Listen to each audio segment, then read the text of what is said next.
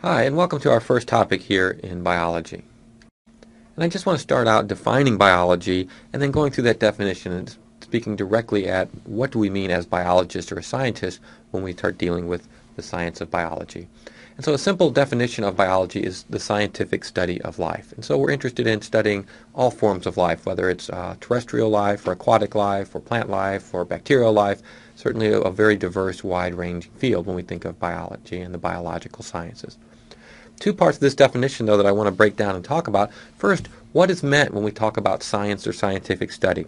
Maybe we get the image of somebody in a lab somewhere with a lab coat mixing chemicals together, that sort of idea. But when we think of science or scientific study as a scientist, we have a very specific meaning, and so I want to go over that aspect. The other part of our definition is pretty interesting as well, and that's that word life. And life is one of those funny words. We all obviously know what life is. We can go around and point out what's alive and what's not alive. But it's one of those words that because there is so much diversity of life, from that single-celled bacteria that maybe lives 1,000 feet underneath the ocean surface to that 300-foot tall, 1,000-year-old redwood tree. What do those things have in common that make them life? And so it's one of those interesting words that we all know what it means, but it's pretty hard to kind of come up with a nice definition that includes all that diversity. And so beginning today, we'll go over this idea of what is science and scientific study, and then after that we'll move into the idea of defining and describing what is life. So let's take a look at that idea of science or scientific study. A nice definition of science that describes what we mean when we're doing a scientific study is to gather knowledge about the natural world using the scientific method. And so as a scientist, we want to learn something. That's kind of the first part of our definition there, gathering knowledge. In particular, we're learning or trying to figure out how the natural world works. And so science and biology doesn't deal with the supernatural world or things beyond the realm of the physical natural world. And so we're dealing with things that we can physically see or touch or we can measure. In particular, though, obviously the natural world is a really complicated place. And so when we go about learning about that natural world, we want to have some confidence that we're on the right track, that we're going to get the right answer. And so to do that, we're going to employ what's called the scientific method. And the scientific method is just a protocol or a set of steps that we're going to follow that are hopefully going to allow us to hedge our bets so that when we get an answer, we can have some confidence that we're getting the right answer. So let's just take a look at the basic idea of the scientific method. And certainly there are many ways to go about science. But if we look at the big picture, the overall idea behind the scientific method is we want to have an objective way to determine cause and effect relationships out there in nature. First of all, being objective is important. We all know that if we're subjective or we have a certain opinion, we can probably convince ourselves, if I want to prove this true, I can convince myself I'm right, whether or not I'm right or not. And so as scientists, we want to go in about learning about the natural world with an open mind. We want to find an answer, but we don't want to be emotionally tied to that answer. We want to be able to accept any answer that we come about. Now this idea of cause and effect relationship, if I give you a quick example here of what I mean by that, let's use the example of our horticulture department. Here at Merrimack we've got a very good horticulture department. And let's say that the horticulture department a couple of years ago started growing pine tree seeds. And they grew a whole series, let's say 25 different seedlings in the greenhouse. All the seedlings were in similar soil and they were right next to each other and got the same water and light conditions over the course of a year. And once those seedlings were about 6 or 8 inches tall, maybe a year old or so, then the horticulture department went and planted those all over campus. And I come in today, about a year after those trees had been planted outside, and I notice there's 2 of these trees. They're the exact same age. They're planted about only 3 feet apart from each other, but those 2 trees are drastically different in size. One of those trees is almost twice as tall as the other. That would be the idea of the effect. The effect is one tree is obviously growing much faster, the other tree has a much slower growth rate. And so I'm interested in determining, well, what's the cause? If they're so similar, they're growing right next to each other, what would cause one tree to grow so fast and one to grow so slow? That would be my idea behind the scientific method. Now, of course, a million things have happened to those trees in the last year since they've been planted. Most of the things that those trees have experienced probably did not influence how fast they were growing. And so one of the keys here with our scientific method is we want to be able to distinguish between coincidental things, all those things going on that really aren't important, versus the real relationships. What are maybe the 2 or 3 things that did impact those trees and their growth rate? And there are a lot of ways that we can go about trying to sort out this coincidence versus relationship aspect, but most forms of science have at least 4 basic steps: the observation, the hypothesis, the experiment, and the evaluation. So I just want to take a quick look at each of these steps and how, if we follow these steps, they are going to give us a good chance of deciphering the natural world and coming up with an answer that we can have some confidence in. So our first step then is this observation step. And the observation step really is just the step that sort of gets things going. And so maybe we see something like our pine tree example. We just happen to see it out there. Certainly today we use extensions of our senses, lots of tools like electron microscopes and PET scanners and radioactive dating. And so we've got lots of different ways to sort of see the world today in a way that we've never seen it before. Once we make an observation, usually we're going to pick something that's interesting or maybe confusing like our pine trees, or maybe important. Certainly much science today is driven by social importance like medical science and crop research and so forth. The most important aspect of this observation stage then is library research, and certainly that can be at the physical library or today certainly online, looking at online databases, but we know science has been done for hundreds of years, and so if I'm going to investigate this pine tree example, I don't want to start from scratch. We know an awful lot about pine trees and what influences pine tree growth here, and so I want to determine, what do we already know? What studies have been done? What have people already tried to figure out? Now that's not to say I can't question a study and disagree with a study and maybe redo something that someone else has done, but I at least want to know what's already been tried. And so our observation is really that learning stage of learning about our project or our topic that we're going to investigate. Next up then is the hypothesis stage. And the hypothesis stage is really going to define where we're going to head with our specific problem. And in particular, a hypothesis is just a sentence or a short statement that's simply going to explain the observations. And so we're going to take those observations and we just want to explain them. So for example, with our pine tree example, after seeing the different growth rates, maybe my statement is, or my hypothesis is, I think one tree is getting more water than the other tree. Maybe one of those trees, even though they're planted close together, is close to one of the drains, and so it's getting a lot more water. Now that may be the right answer, it may not be the right answer, but it's a statement that explains what I think is going on out there in nature. We can kind of think of our hypothesis as a best guess. After doing our research and our observation, this seems like the obvious answer.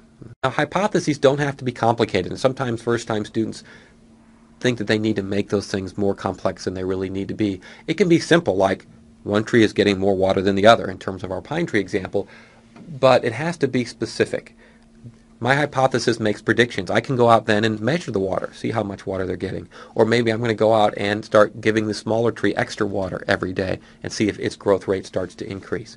And so a hypothesis is just a simple statement that's going to make some predictions about how we think the natural world works. Once we've explained or stated our hypothesis, the next stage is a stage we all think about when we think about science, and that's the experimental stage. And the whole point of the experiment is we want to gather reliable and repeatable data or information about the natural world. So in our hypothesis stage, we've predicted here's how we think the world works. In our experimental stage, we're going to physically look and answer the question, well, how did the world work? And so we're going to design our experiment to specifically test the predictions we made with our hypothesis. And so we want to take those predictions from those hypotheses and put them to the test during the experiment. Now, we do want reliable and repeatable data. And so as we generate results, as we generate data about the natural world, we want to do so in a way that's going to give us a good chance of, again, having confidence in our results, that we're going to actually test the predictions that we're making. Our last stage then of the scientific method is the evaluation stage. And in this stage, which is kind of a wrap-up, what we're going to do is we're just going to make a simple comparison. We predicted with our hypothesis, here's how we think things will work. We measured with our experiment, here's how things really did work in the natural world, and we just want to make that comparison. Do our predictions and results match, or are our predictions and results vastly different from one another? If our predictions and results are similar, we would accept our hypothesis. We would say that our best guess did explain how things were working out there in the natural world. However, if our prediction and our results are very different, we would have to reject that hypothesis. And we have to be willing to do that. If our best guess was wrong, we still learned something. Remember, our hypothesis was kind of our obvious answer. And so if that was wrong, that's okay. Now we're going to go back to our drawing board and we're going to generate a new hypothesis. If it wasn't water that was influencing those growth rates of those pine trees, maybe it was sunlight. Maybe one tree is getting an hour extra shade compared to the other, and so it's growing slower. So I'm going to come up with a new hypothesis, design a new experiment, and test it again. I know that as introductory students, sometimes we get tied to our hypotheses. It's our best guess. We want it to be right, but we have to be willing to reject hypotheses because we're still learning something, and that's part of that objectivity that we need to maintain when we do science.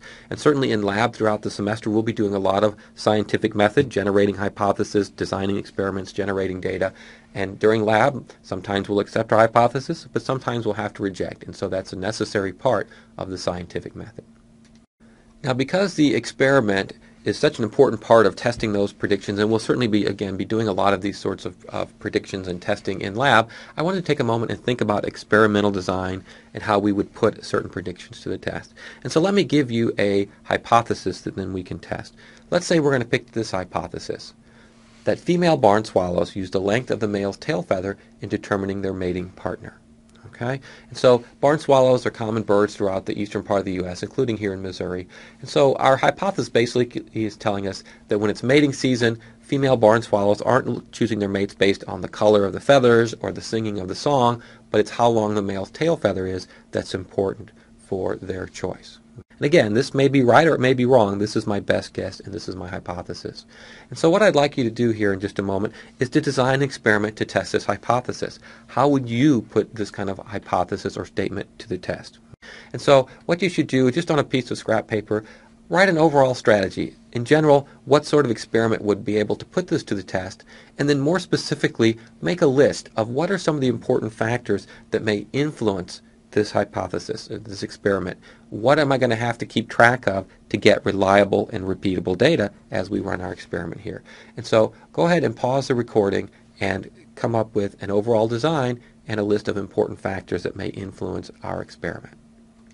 There are certainly many ways that we go about testing this hypothesis about the barn swallows, but a real intuitive or simple way would simply be to take a female, put her with several males with different tail length feathers, and see who she chooses. And so in terms of an overall strategy, that's typically what we're going to employ in this kind of experiment.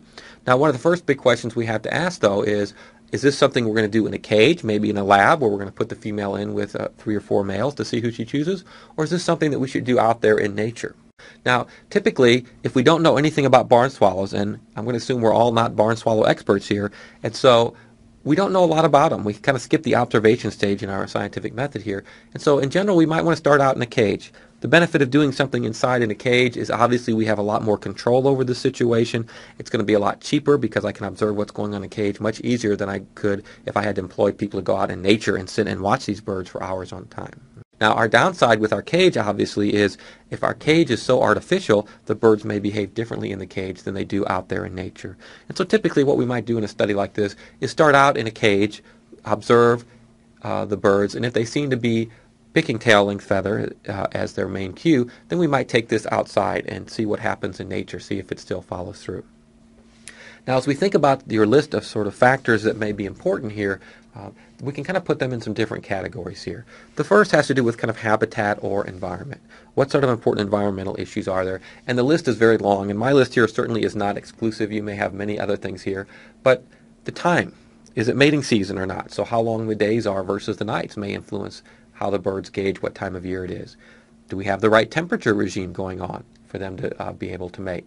How big of a cage do we need? We can't have our cage so small that the birds can't fly and interact like they normally would, so we have to really be specific about our cage size.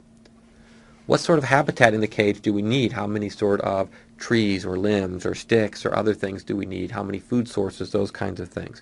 How much food and water do we have in the cage? Okay. And again, there's many, many others that we could add to this list. But setting up the environment to mimic that natural world is going to be a really critical aspect of our experiment if we want that reliable, repeatable data that we seek. Okay. There's a whole other set of factors in that might be important when we look at the female. Okay. And we start thinking about the females barn swallows in our study, like how old are they? We certainly want to make sure we get birds that are reproductively active and are mature. What health do they have? Do they have enough energy, and are they healthy enough that they're actually going to mate in the first place? Okay.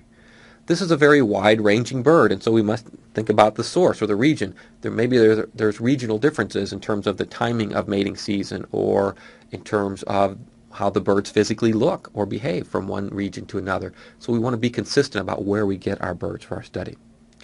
Now, obviously, one of the most important things we're after about the females is not her physical feature, but her behavioral feature or her mate choice. Who is she going to choose when it becomes mating season? So we're certainly going to have to keep track of that. Maybe how many females are we going to need? I think we'd all agree that if one female picked the male with the longest tail feather, that would be interesting. But I don't think we would say that was conclusive evidence that females are choosing that as their main characteristic. And again, many, many others that we could choose from. And typically, the more we know about our topic, the longer this list would get. Then finally, we've got the male issues. Obviously, our male birds are going to have several characteristics that we're interested in. Again, their age. Maybe a female picks the male with the longest tail feather in the cage, so we pat ourselves on the back. We think our hypothesis was right. We're feeling good about ourselves. And then it turns out all the males with short tail feathers have short tails because they're juveniles, and so they're not even reproductively mature. That would certainly have a big impact on our experiment, but really not address the hypothesis we're trying to address. So our age would be an important factor. Healthy males. Okay? Again, getting males from the same region or the same populations where the females came from. Tail length, obviously, is really important. We want to measure how long are those tail feathers and keep track of that then in terms of which males are mating and which aren't. How many males do we need for the females to choose from? Another important topic. And again, there's certainly many, many others. And so as we start testing our hypothesis and designing our experiment, we can see it gets pretty complex pretty quickly if we want to get that reliable, repeatable data. Now that whole slide full of all those different lists that we just created represent variables. And a variable in an experiment is anything that may influence the hypothesis. And so, for example, since our hypothesis has to do with the mating of barn swallows, anything that might influence mating, whether it's age or health or the timing of the mating season, those would all certainly be variables. Now, of all those variables that we see listed on that last slide, the most important variable, the one that we're really interested in, is called the experimental variable. And the experimental variable, again, is the one that we're most interested in. It's usually so important it's mentioned in the hypothesis, like tail length was in our example. And again, that would certainly be our experimental variable in this case, would be the length of the male's tail feather. We think that that's the most important thing when it comes time for mating season and mate choice for females. Another important variable on our list then is referred to as the dependent variable. The dependent variable is a variable typically that we're going to measure or record during the experiment. And so when we're in lab, for example, when you're recording data during your experiment, what you're typically recording is the dependent variable. And the dependent variable gets its name because we think this variable will depend upon the experimental variable. And let's let that sink in for a second, that this variable will depend upon the experimental variable. And so in this case, our dependent variable would be our female mate choice, because we think who the female chooses to mate with is going to depend upon how long the male's tail feather length is. Our last group of variables then that are important, all those others on our list that are not the dependent or the experimental variable, would fall into the category of control variables. And usually there are many, many control variables. And as far as these control variables are, we're not really interested in them. I don't really care in our experiment exactly how old every bird is or exactly where did they come from. But I do know that these variables may influence my experimental results, and I don't want them to influence or disrupt my result. And so our control variables we usually are going to need to hold constant. I'm going to want all my males to be the same age, from the same population, all being very healthy, for example. And if I control those variables, then I can have confidence in my results. I'm going to get that reliable, repeatable data that I seek. And so the more control variables we can think of, the more of these things that we control or remove from our experiment, the more reliable our data are going to be. As a side note, this hypothesis about barn swallows isn't something that I made up. I actually swiped it from a pretty famous ornithologist by the name of Kettlewell, who did a series of experiments looking at these barn swallows in the 1960s. And if we take a look here, here's a couple of stuffed barn swallows. The male here is on top and the female right underneath. And the black and white copy doesn't really do them justice here, but males and females are about the same size. They have very similar coloration patterns. The only real difference are these tail length feathers, length of these tail feathers. And in particular, this isn't just an extreme example. If we look at the graph on the right, we can see that in general males have much longer tails than females do. And anytime we're looking at an animal species and we see differences between the sexes where they have different physical or behavioral characteristics, a little red light flashes in our head and we think this is probably due to mating or due to reproduction. It's not always the answer, but it usually is, so it's always a good place to start. And so Kettlewell, being an expert in barn swallows, he did his set of experiments out in nature. So he kind of skipped the cage step and went right out to nature, marking birds and keeping track of who was mating. And he had 4 different groups that he was keeping track of. The first 2 groups in the middle of the graph here were natural birds that he caught. He measured their tail length, these males, and he released them. And then he just kind of kept an eye on how long did it take, once mating season started, for the average in these groups to be chosen and to be mating with a female. Then he took one group of males that he captured, and he actually snipped off their tail feathers. And as we can see in the picture here, he just cut them off, and in fact, these stubby-tailed males had such short tail feathers, their tails were shorter than even females were in the population. Okay? Now, while this sounds a bit cruel, if we want to test the hypothesis that tail length is important, modifying the tail length ought to influence mate choice. And that's a real direct way then to address that hypothesis. Now, his coup de grace experiment is his last group here. He took the tail feathers he snipped off those stubby-tailed males, and he superglued them on to this other group. And so this last group ended up with tail feathers that were almost twice as long, certainly kind of very freakish and much longer than we would see out there in nature. But again, if tail length is important, this should influence mating. And what he saw here with this data is that for males that were not modified, it took about 7 days or a week for them to be chosen and to be paired up with a female. For those stubby-tailed males, he saw that the average was closer to 12 days or almost 2 weeks, compared to the extra long-tailed males where he saw that it was about 2 days instead of 2 weeks. And so they were being chosen very, very quickly. So obviously he was onto something here. Tail length was having impact on mate choice within females. Now he carried his experiment a little bit further. He looked at his 4 groups, and he looked at this idea of second clutches. And the way female barn swallows mate is a pair will mate. The male and female will stay together and raise the offspring. Once the fledglings are big enough to fly away and leave the nest, that pair will split up. But if there's still time in the mating season, they may each repair up with another mate and raise a second clutch. And on average, if we look at the data, that was kind of a 50-50 shot for those unmodified males there in the middle groups. About half of them had enough time to raise 2 clutches of offspring. For those stubby-tailed males, it was somewhere only around 15% or so, probably because it took so long for them to be chosen the first time. By the time they mated and raised their offspring, they didn't have time to do that again. Compared to those long-tailed males with the superglue tails on them, where almost 80% of them raised 2 clutches. So they were chosen so quickly, raised their offspring, and then were chosen again very quickly. Okay. Finally, he carried this one step further, and he asked the question, did tail length actually influence how many offspring males had? And the answer was, yes, it certainly did. On average, those non-modified males had about 4 to 5 offspring over the course of that summer. The stubby-tailed males average was only about 3 versus those elongated males, which on average had somewhere around 8 offspring. And so not only does tail length in males influence their mate choice in females, it directly influences how successful they are at reproducing as well. Another important aspect as we start thinking about experimental design and getting that reliable, repeatable data has to do with sample size. And we asked this question when we were listing our variables about our barn swallow experiment, and that's how many birds do we need to study? Again, I think if one bird female chose a male with long tails, that'd be interesting, but it wouldn't be very conclusive. And so, do we need 100 birds, 1,000, 50, 10? How many birds do we really need to give us this reliable, repeatable information? Now, technically, if we wanted to know beyond a shadow of a doubt that all females are cueing in on the length of males' tail feathers, obviously, we would have to look at every female. We would have to look at every bird in the population to know for sure this is their behavior. Okay? Now, obviously, we can't do that. Okay? And we're going to have to sample a population. We're going to have to take a small group, maybe 50 birds or 100 or maybe only 10. We're going to watch their behavior, and we're going to assume that all the other barn swallows are going to behave the same way. And anytime we add an assumption like this into our scientific method, this is a place where error is going to creep in. We might have some error here in our sampling. Now, we want to minimize this error because we want to have confidence in our results, but it's really unavoidable because we cannot look at all individuals. And so, in general, we want to have a large sample size. The bigger your sample is, the more likely it is to correctly represent all the different organisms out there that you don't get to sample. And so we would want to theoretically do 10,000 birds. That would give me some good data. But obviously, biologists live in the same world you do, and we can't afford 10,000 birds to pay all those people and to take care of them and feed them and so on. And so typically there's a very big give and take here. How many birds do I have to look at to give me reliable, repeatable data?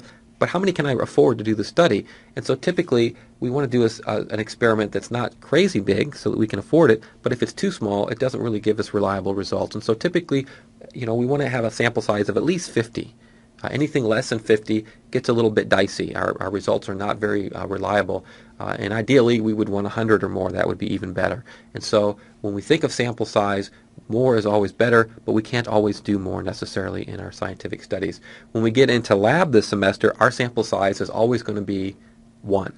Okay. Unfortunately, because of our hour and 50-minute time limit, we're not going to have a chance to do 50 of samples of an experiment, or 100, or even 10. And so as we do our experiments this semester, we're going to learn a lot, hopefully, about biology and about the scientific method, but we're not always going to get the right answer necessarily. Because our sample size is so small, we may see some errors creep into some of our lab experiments. And we'll certainly talk about this as we get into labs this semester. Another issue that I want to discuss as we're thinking about science and the scientific method is this kind of old adage that there are no absolute truths in science. That I can do an experiment, and even if I design it perfectly and do my absolute best, I'm never going to be able to prove anything with one experiment.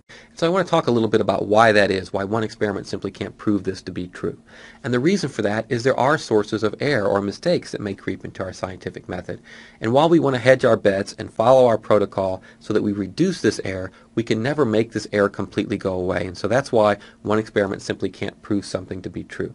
One place where error may creep into our scientific method are those control variables.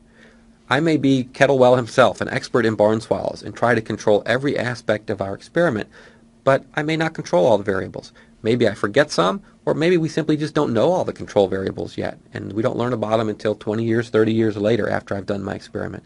So while we try to control as many variables as possible to get our reliable, repeatable data, we can never be sure that we've got every variable controlled. In addition, this whole sampling aspect that we just talked about, we have to take samples. We can't look at the whole population. And then I'm going to compare those samples, predictions and results, and I'm often going to use statistics to analyze my data, and both of these are places where there's error that's going to be introduced. And so while I want a large sample to give me a good accurate experiment, I can never be sure that my sample does accurately depict what's going on out there in nature. And so because of these two sources of error, one experiment can never prove anything true. And so be very leery of that word prove, especially again when you're in lab. An experiment hopefully will learn things from experiments, but we're not going to prove them true. If my predictions and hypothesis for my hypothesis and my experimental results match, then I would say that I've accepted my hypothesis, and then I'm going to test it again and do another experiment and do another experiment. And if my hypothesis keeps passing the test, then I would start to have some confidence that my hypothesis is correct. But I can't prove it true just by one experiment. And this idea of no absolute truths in science also leads to kind of a next important idea that I really want to emphasize here as we're starting the semester out. And that's the idea that there are many levels of confidence in terms of ideas or concepts that we have in biology, and how confident are we that these ideas are correct, that these answers that we have are really the right answers. Okay? And certainly science is very much a work in progress, and so we never write something in stone and say this is an absolute truth, because there's always more experiments that can be done. Again, as we just mentioned, there are always errors that might have creeped into our scientific method that we're not even aware of yet. Okay? And one of the problems, I think, as we have a course like this, Introductory Biology, is that when we read something in the textbook, it's an expensive textbook, it's written by experts, it's written there in black and white, maybe some pretty color pictures to explain it, and it makes it seem like everything in there is absolute fact. And we have to be leery of that, because again, some ideas in the textbook are very well studied and we have lots of confidence in, and others are not very well studied, but they all look the same when they're typed in your textbook, so be kind of leery of that. If we look at the extremes here, at the low end of the confidence area, we have our hypothesis, our best guess to explain something, and maybe we've done one or two startup experiments, we've tested it a little bit, but we don't have very much experimental evidence on our hypothesis. It might be right, we just don't really know yet, so we don't have a lot of confidence in that. At the other end of the extreme here of our level of confidence would be an idea at the level of a theory. And unfortunately, the way we use theory in science is just the opposite of the meaning of theory in general public or outside of science. As scientists, we have this very specific meaning of theory. A theory is a hypothesis. It started out as someone's best guess, but it's been tested by hundreds or even thousands of experiments, usually over a very long time frame, decades or longer, and that hypothesis has passed the test. The predictions made by the hypothesis have matched the experimental results for those hundreds or thousands of experiments. And so the word theory in science represents strength. We can represent it as scientific fact. Here's an idea that we've tested so thoroughly that we're going to take it as scientific fact. Again, that doesn't mean I can't go back and test it one more time, but it's we have a very high level of confidence in it. Unfortunately, again, this is just the opposite of what we mean in real life or outside of science, if you will. I have a theory of how my car door got dented at the grocery store the other day. In that sense, I'm using the word theory to mean hypothesis. It's kind of my best guess. And so outside of science, when we use the word theory, we use it to kind of indicate weakness or I'm not quite sure, it's just a guess on my part. But in science, when we use that word theory, it denotes strength and scientific fact. And in fact, we don't use it very often because there aren't that many ideas that have been tested over decades with hundreds and hundreds of experiments. Things like the theory of gravity, the theory of evolution, cell theory. And so we'll talk about a few throughout the semester, but there really aren't that many ideas that are at that level. Most of the ideas in your textbook and the ideas that we'll talk about this semester are probably somewhere in between. They're not at the level of theory yet, but they've been tested enough that they're above the level of hypotheses. And so as we cover material, I'll try to point out, especially when ideas are at one extreme or another, sort of what is the level of confidence we have on some of these basic concepts. To finish up our discussion on science and scientific method, I want to mention a real pet peeve to us scientists, and that's an idea called pseudoscience. And the prefix pseudo just means false or fake, so we're talking about false science. And false science, unfortunately, I think we get bombarded with this much more often than we get real information or real scientific information. And in a false science, what I mean by that is I'm going to give you some information. And when I give you that information, I want to give it to you in a way that makes it seem scientific. And I want to make it seem like that I've done some sort of study. Again, we just mentioned, if I follow my scientific method, I can have confidence in the results. And so if I want you to believe my information, I want you to think that I've done a study so that you'll have confidence in what I'm telling you. But in reality, this pseudoscience typically hasn't followed the scientific method, or most of the time, the information is so vague, we really don't know where did this information came from, what was done, is it believable or is it not believable? Now, unlike science, which has the goal of learning about the natural world, pseudoscience usually has the goal or the objective to confuse people or coerce you. Maybe I want you to get you to buy this product or to believe the same belief that I have, and so I'm going to give you this information and I'm going to dress it up to make it look like I've done a little bit of science. And a real easy way to make something look scientific is to throw some numbers at you, to use some statistics. Because as we just talked about, when I collect my data, oftentimes that's going to be in numbers. I'm going to have to sample. I may analyze my data using statistics. And most of us aren't statistics experts. And so if I throw some numbers and statistics out there, again, it's going to make it sound like I've done a study, when in reality, we have no idea where that came from. And there are many, many examples of pseudoscience. Again, you can't turn on the radio, log on to a web page without getting bombarded with pseudoscience. And so I just picked a common example. We see a lot of the survey kind of stuff. 4 out of 5 dentists recommend, and I just picked on Colgate toothpaste. Or 4 out of 5 doctors recommend this. And we get this kind of survey information all the time.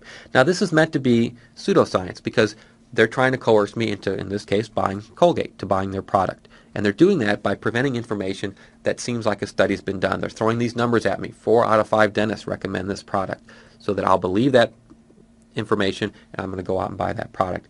But again, this information is so vague, we really don't know even what to do with it. And there's some big questions we need to have answered if we were going to decide, is this reliable scientific information or is it pseudoscience?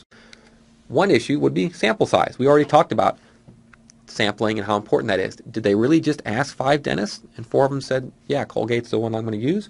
Or did they go out and ask 5,000 dentists and 4,000 of those 5,000 all picked Colgate?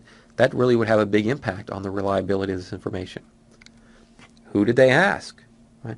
Did they go out and ask an objective group of dentists? Or did they ask a specific group that they were targeting, that they wanted the right answer from? For example, 4 out of 5 dentists here at the Colgate Institute for Dental Health recommend Colgate toothpaste, right? Well, I'll be damned. That really doesn't mean much to me. Or did they go out and ask an objective group like the American Dental Association? Typically, we're not giving that information. We don't know who they asked. Another important question that we would need to be answered is, well, what did they ask the dentist? They never kind of explain what was on that questionnaire. Did they give each of those dentists a list of 40 top brands, and 4 out of 5 all click Colgate next to that Colgate box? Or did they just give the dentist a piece of paper, and option 1, brush with Colgate, option 2, don't brush, and 4 out of 5 picked Colgate, right? It certainly would make you wonder, well, what was that 5th dentist thinking? But we don't know. And as ridiculous as that sounds, when we see this kind of data, it's meant to coerce us, but we really can't judge it. It's certainly not science. The scientific method has not been followed, but they're giving that aura of science.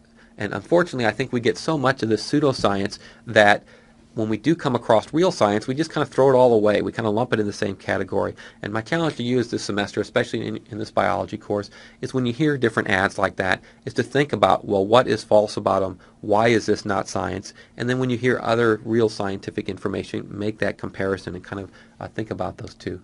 There are many, many other examples as well. Think of all the diet ads we get bombarded with constantly, or the herbal medicines, or all the drug company ads for very specific drugs and so on. And so my challenge to you is, again, keep your eyes and ears peeled. Be skeptical when you hear these things. Really think about what are they trying to do, what are they trying to get you to believe, and what's the problem with that data. Now, all advertising isn't necessarily pseudoscience. I can claim that Colgate is the best toothpaste or the #1 toothpaste, and that's just my opinion.